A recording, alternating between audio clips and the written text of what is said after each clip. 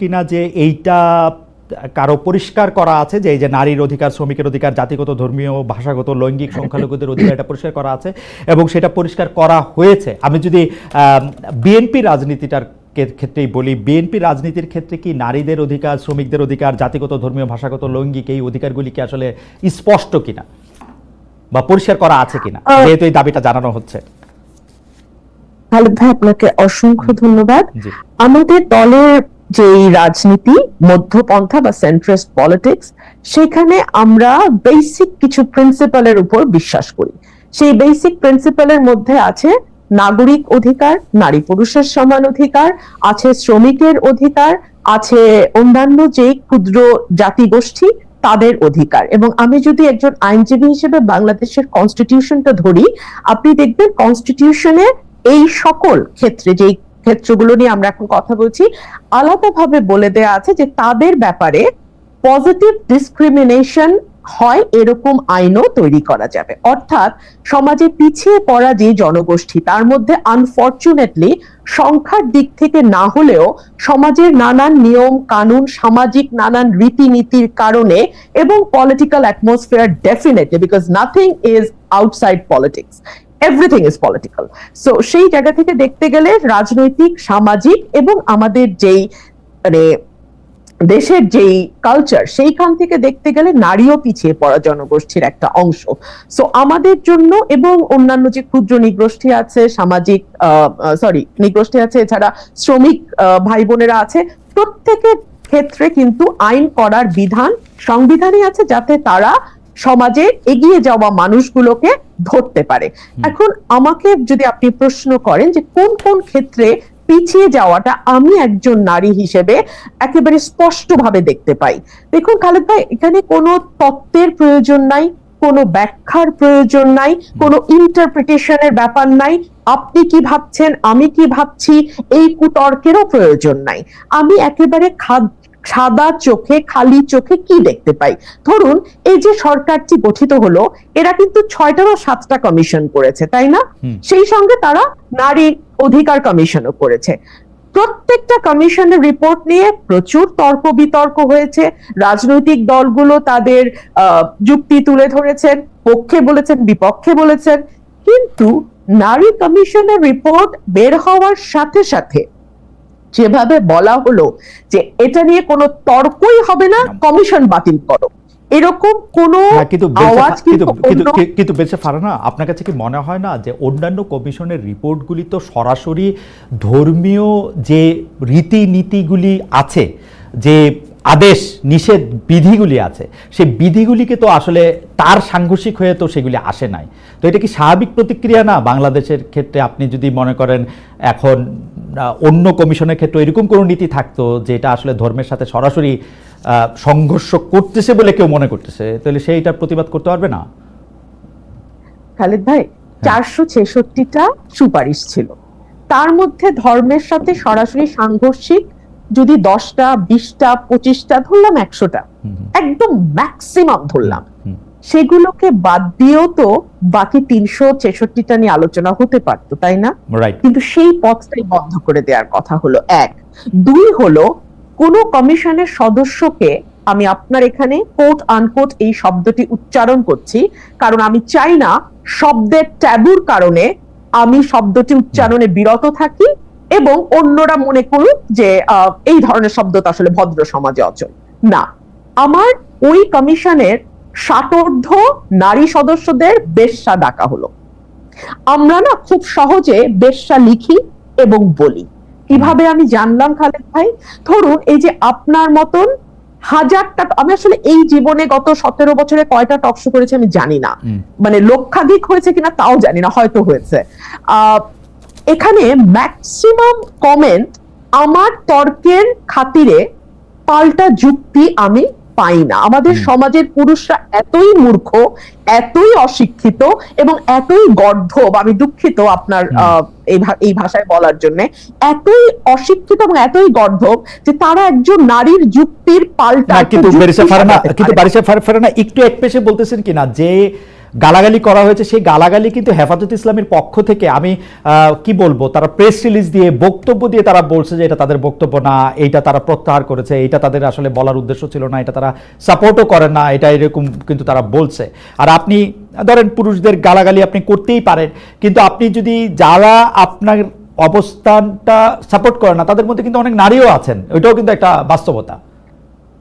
খুব ইন্টারেস্টিং কি জানেন খালেদ, নারীরা পছন্দ করে না, কিন্তু আমি এখন পর্যন্ত কোনো নারীকে আমাকে কোনো খারাপ মন্তব্য বা কোনো কুরুচিপূর্ণ মন্তব্য বা গালি এখন পর্যন্ত দেখিনি। অদ্ভুত কাণ্ড, দেখেন 17 বছর, ইটস আ লং টাইম, আমি কোনো নারীকে দেখিনি। দুই হলো, হেফাজত কখন বলল? যখন দেখলো চারপাশ থেকে এত বেশি সমালোচনা হচ্ছে যে সেটাকে কোনোভাবে পাশ কাটানো যাচ্ছে না। এক। দুই হলো, হেফাজতের যেই শত শত লক্ষ লক্ষ হাজারে হাজারে ভাইয়েরা সেখানে উপস্থিত ছিলেন, তাদের কারো একবারও মনে হলো না যে ইসলাম এই নোংরা ভাষায় গালিকে কি চোখে দেখে, ইসলামে এই ব্যাপারে কি বলা আছে? একজন ভাইও কি উঠে দাঁড়িয়ে প্রতিবাদ করে বলেছেন যে আমার ধর্ম এই ধরনের গালিগালাজ প্রশ্রয় দেয় না, অ্যালাউ করে না? কেউ তো বলেন নাই।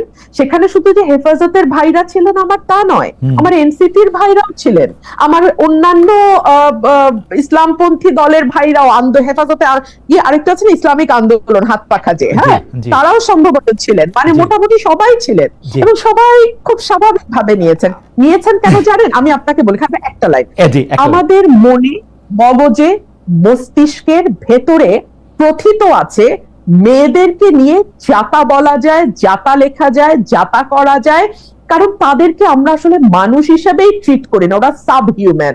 তো এই যে আমার আরেক ভাই আজকে আমার সঙ্গে যুক্ত হয়ে বলছিলেন না যে না, এটা তো সবার জন্যই হিউম্যান রাইটস, আগে তো নারীকে আপনি হিউম্যান হিসেবে আপনার স্বীকার করতে হবে, তাই না?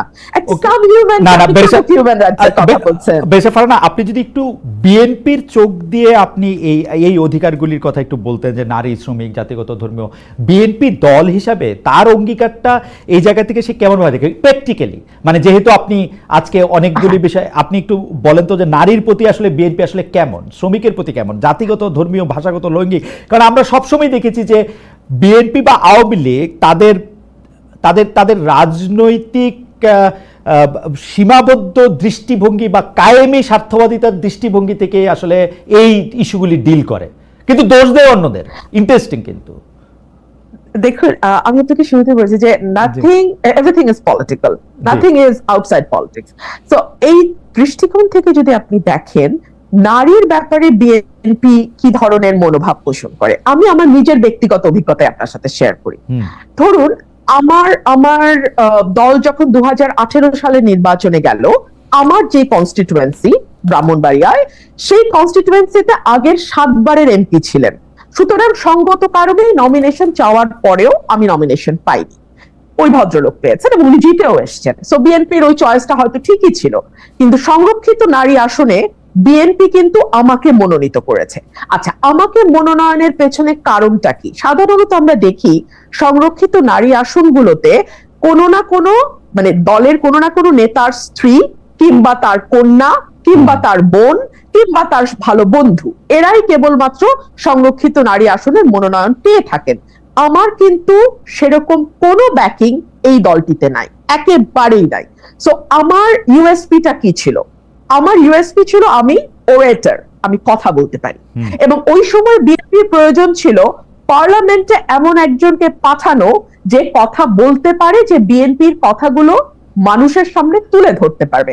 সো ওই দিক থেকে চিন্তা করলে আপনি দেখেন আমাকেও আমার ওই ইউএসপিটাকে ইউজ করেই সংসদে যেতে হয়েছে। আপনি যদি এটাকে আরো ব্রডার পার্সপেক্টিভে আমরা দেখি, ফর এক্সাম্পল জেনারেল নমিনেশনের ক্ষেত্রে, খালেদ ভাই, আমি এখন যদি আমার দলকে দোষ দেই যে কেন তারা নারীকে আরো বেশি নমিনেশন দিচ্ছে না, কেন 50% নারী যেই দেশে, সেই দেশে, বা 53% সেই দেশে, কেন অন্তত 33% আসনে, ঠিক আছে, 33% আসনে আমরা সরাসরি নারী মনোনয়ন দেখছি না কেন জানেন? বিকজ দুটো কারণ। এক হচ্ছে আমরা সত্যিকার অর্থে জিতে আসার মতো সেরকম নারী ক্যান্ডিডেট অতগুলো নেই, আসলেই নেই খালেদ ভাই। এর জন্য কিন্তু শুধুমাত্র পলিটিক্যাল পার্টি দায়ী না, এই জন্য আমাদের সমাজ ব্যবস্থা দায়ী, আমাদের পারিবারিক কিন্তু ব্যবস্থা political দায়ী, partyগুলি তো- আমাদের রাষ্ট্র। না, আমি আপনার সাথে সম্পূর্ণ একমত, আপনি খুব চমৎকার করে বলেছেন, কিন্তু পলিটিক্যাল পার্টিগুলির তো একভাবে না একভাবে লিড নেয়ার থাকে। এখন আমরা যত বেশি জামাত শিবিরের, এনসিপির বা আওয়ামী লীগের সমালোচনা করি এটা না করার ক্ষেত্রে, সেই সমালোচনাটা আসলে বিএনপির এগেইনস্টও আসলে করতে পারবো কিনা, বিএনপি মুখে যা বলে আসলে সেটা প্র্যাকটিক্যালি তা করে কিনা। খালেদ ভাই, আমি কিন্তু মনে করি যে ডিসক্রিমিনেশন যেটাকে বলা হয় শুধুমাত্র নারী হবার কারণে, আমরা যদি এভাবে let's put it in this way, just because তুমি নারী সো তুমি ওই জায়গায় যেতে পারবে না, না, বিএনপি এটা বিশ্বাস করে না।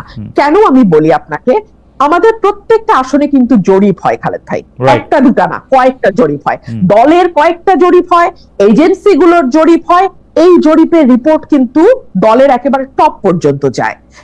আমরা যদি কনস্টিটিউয়েন্সিতে ইভেন ধরেন আমি আমার ব্যাপারে বলতে পারি, আমি কনস্টিটিউয়েন্সিতে কতদিন পর গেলাম, কয়টা মিটিং করলাম, কোন কোন ইউনিয়নে মিটিং করলাম, কোনটাতে লোক কেমন হলো, এগুলোরও কিন্তু দীর্ঘ ফিরিস্তি দলের কাছে আমি জানার আগে চলে যায়। তার মানে কোন নারী যদি সত্যি মানে সে মিন করে যে আমি ইলেকশন করব, আই মিন ইট, আমার কাম হোয়াট মে আমি কন্টেস্ট করব, দল কিন্তু তখন অটোমেটিক্যালি সেই নারীটার স্কোর যখন হাই হতে থাকে আপনার ওই জরিপগুলোতে, তখন দল তো ওই আসন চায়, দল তো আর কোনো আসন হারাইতে চায় না, সো তারা তখন বাধ্য হয় ওই নারীকে দিবেই, তারা দিতেই হবে। সো এটা আমার মনে হয় যে একটা ফেয়ার কম্পিটিশন পার্টিতে থাকে মোটা দাগে, খারাপ ভাই মোটা দাগে, হ্যাঁ, কিন্তু তার আগেই মেয়েরা ওই জরিপেই মেয়েরা পিছিয়ে যায়, কারণ মেয়েদের অনেক আদার রেসপন্সিবিলিটি নিতে হয়, মেয়েদেরকে অনেক রকম ধাক্কার মুখে পড়তে হয়, যেটা একটা পুরুষকে পড়তে হয় না।